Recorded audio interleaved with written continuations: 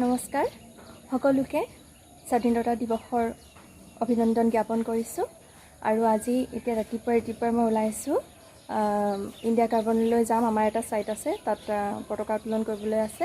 আমি তালৈ যাম। আমি সবিশেষ আজি দিনটো কেনেকৈ পালন কৰোঁ দেখাই আছোঁ। আপোনালোকে ভিডিঅ'টি আগলৈকে চাই যাব। আমি এতিয়া আছোঁ ৰাস্তাত আছোঁ। ৰাতিপুৱাই পুৰা ৰাস্তা খালী, ভাল লাগিছে আজি। এতিয়া আমি আহি ইণ্ডিয়া কাৰ্বন পাই গ'লোহি আমাৰ ছাইট, আৰু ইণ্ডিয়া কাৰ্বন আছে নুনমাটিত। আৰু এয়া দেখাই দিছোঁ মই গেটখন এনেকৈ। বহুত সোনকালেই পালোহি, মানে 8টা বজাতে আছে, গতিকে 1 ঘণ্টা সময় আৰু ৰ'ব লাগিব। ইয়াতে অফিচতে বহিমগৈ, আপোনালোকক দেখাই আছোঁ। ভিডিঅ'টি আগলৈকে চাই যাওঁ। ইণ্ডিয়া কাৰ্বনলৈ সোমাই লেফ্ট ছাইডে এই খটখটিৰ ওপৰেদি গৈ আছোঁ। কিয় গৈ আছোঁ চাই থকচোন। ইয়াতে ভাগ মন্দিৰ আছে, মন্দিৰ ভাগ দৰ্শন কৰি আহোঁ, যিহেতু সময় হোৱা নাই। মন্দিৰৰ ওপৰলৈ যথেষ্টখন উঠিব লাগে, আৰু এতিয়া উঠি আহি পাইছোঁ ইয়াৰ মন্দিৰ গেটখন। ইয়াত কিন্তু ফটো মাৰিব নিদিয়ে, ভিডিঅ' কৰিব নিদিয়ে, একো কৰিব নিদিয়ে। চাওঁ তথাপিতো মই যদি পাৰোঁ অকণমান দেখাম আপোনালোকক। বহুত ধুনীয়া এটা মন্দিৰ, ৰাম মন্দিৰ। মন্দিৰৰ পৰা আহিলোঁ, কিন্তু মন্দিৰৰ ভিতৰ বাহিৰ একোৱেই আপোনালোকক দেখাব নোৱাৰিলোঁ, কাৰণ মোৰ চেনেলটিত কপিৰাইট লাগি যাব সেইকাৰণে। আৰু এতিয়া অফিচ পালোহি। এয়া পেৰেড আৰম্ভ হৈছে, আৰু আপোনালোকক মই অলপ দেখাবলৈ যত্ন কৰিম। ভিডিঅ'টি চাই যাব শেষলৈকে। এয়া GM ছাৰক শ্ৰদ্ধা জনোৱা হৈছে, লগতে তেখেতক পতাকা উত্তোলন কৰিবলৈ আদৰি অনা হৈছে। এটা কথা ভাবিলে বহুত বেয়া লাগে যে বহুতেই ৰাষ্ট্ৰীয় সংগীতটো ভালদৰে গাব নাজানে। এইটো অতি লজ্জাজনক কথা আমাৰ বাবে। ৰাষ্ট্ৰীয় সংগীত, জাতীয় সংগীত, ৰাষ্ট্ৰীয় গীত আমি সম্পূৰ্ণভাৱে সুন্দৰভাৱে পৰিৱেশন কৰিব পৰাটো আমাৰ দায়বদ্ধতা বুলি ভাবোঁ। গতিকে সকলোৱে যেন এই ৰাষ্ট্ৰীয় গীত, ৰাষ্ট্ৰীয় সংগীত আৰু আমাৰ জাতীয় গীত, জাতীয় সংগীত আমাৰ যিটো আছে, অ মোৰ আপোনাৰ দেশ, সেই সকলোখিনি আমি যেন শুদ্ধকৈ পৰিৱেশন কৰিব পাৰোঁ ক'ৰবাত, তাৰ বাবে সকলোৱে চেষ্টা কৰিব লাগে।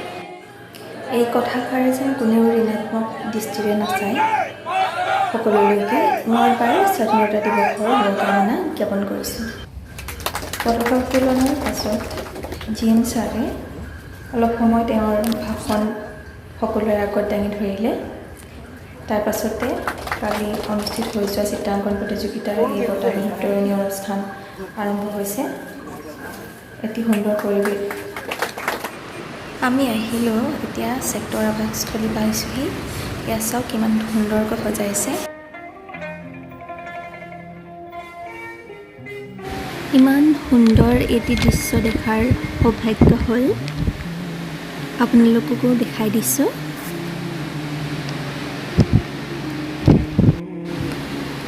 আমাৰ দেশখনৰ স্বাধীনতাৰ বাবে প্ৰাণ বলিদান দিয়া শ্বহীদসকললৈ শ্ৰদ্ধাঞ্জলি জনাইছোঁ। লগতে যিসকল স্বাধীনতা সংগ্ৰামী যোদ্ধা আছিল, তেওঁলোকলৈও শ্ৰদ্ধা নিবেদিছোঁ। আজি এই দিনটো সঁচাকৈয়ে বহুত বেছি ভাল লাগিছে। আপোনালোকৰো নিশ্চয় বহুত ভাল লাগিছে। সকলোৰে হৃদয়ত দেশৰ প্ৰতি ভক্তি আছে বাবেই আজি এনেকৈ ওলাই আহিছে। ডক্টৰ ভূপেন হাজৰিকাদেৱৰ কালজয়ী কীৰ্তি আইটোক ইহেৰে বুজিনে লাগি আছে।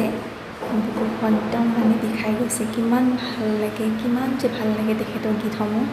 তাতে এই সময়ছোৱাত এনেকুৱা গীতবিলাক আৰু বেছি ভাল লাগে। সকলো কুশলে থাকক তাকে কামনা কৰিছোঁ। আৰু এয়া চাওক সমদল, কিমান বিশাল সমদল। আপোনালোকক মই ইয়াত ভালদৰে দেখাব নোৱাৰিম, এয়া অকণমান আভাস আপোনালোকক দিছোঁ। এই সমদলটি খানাপাৰালৈকে যাব। ইমান ৰ'দত ইমান কষ্ট কৰি আহিছে মানুহবিলাক, দেখি বহুত বেয়া লাগে। আৰু আচলতে এইটো এটা যুঁজ হয়, কাৰণ আজি স্বাধীনতা দিৱস, আৰু স্বাধীনতা দিৱসৰ দিনা মানুহৰ মনত যিটো দেশৰ প্ৰতি ভক্তিভাৱ, প্ৰেম ভাৱ, সেয়া জাগি উঠিছে। সেয়ে তেওঁলোকে ইমান প্ৰখৰ ৰ'দকো নেওচি এনেকৈ আগবাঢ়িছে। সমদলটো দেখি একদম আৱেগিক হৈ গ'লোঁ আৰু সেইকাৰণে আপোনালোকলৈ থৈ দিলোঁ, আপোনালোকক দেখাম বুলি।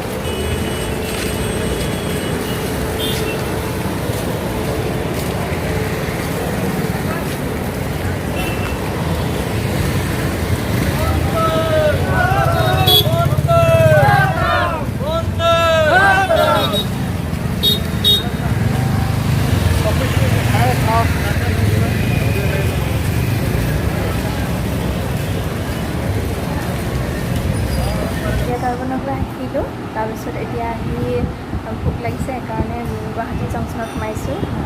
জ্যোতি চিত্ৰবনৰ কাষতে আছে, ইয়াত কেনেকুৱা হয় খাই চাওঁ বুলি ভাবিছোঁ। আৰু যিহেতু আজি নিৰামিষ, সেইকাৰণে ৰাতিপুৱা যিটো ভাত দিয়ে নহয় ইয়াত, মানে মৰ্ণিং ৰাইচটো, তাত আলু পিটিকা দিয়ে, দালি দিয়ে, তাৰপিছত আৰু কি দিয়ে, জহা চাউলৰ লগত এনেকৈ দিয়ে মানে। আৰু কণী কোনোবাই বইল এগ দিয়ে লগত, খাবলৈ খাব পাৰে, নাখালেও নাখাব পাৰে মানে।